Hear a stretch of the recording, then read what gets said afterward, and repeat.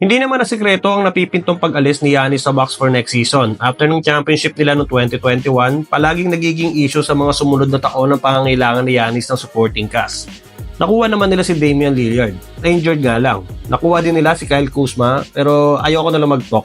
Pero ganyan naman taon-taon si Giannis. Pag wala si Thanasis, gusto laging umalis. O, bars. Ayon naman kay Shams Saranya, open naman daw si Giannis sa posibilidad na lumipat sa ibang team.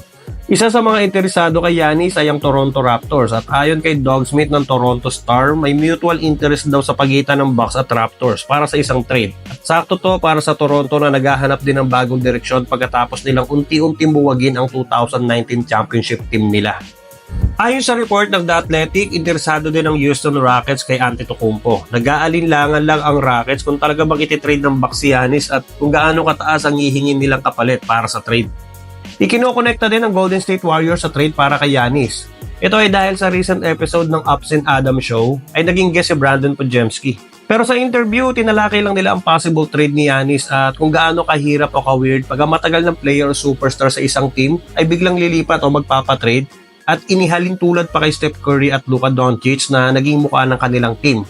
So, hindi ko alam kung bakit na-involve ang Warriors sa rumors about kay Giannis.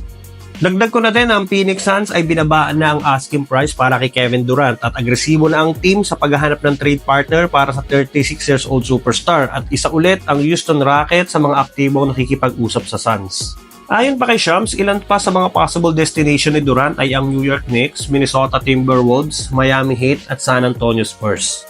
At dahil dyan, mukhang magiging exciting at kaabang-abang ang off-season para sa paparating na trade ngayong may mga malalaking pangalan ang nasa trade block. So, anong team ang pinaka-fit sa kanilang dalawa at sino ang magiging game changer sa mga bago nilang magiging team?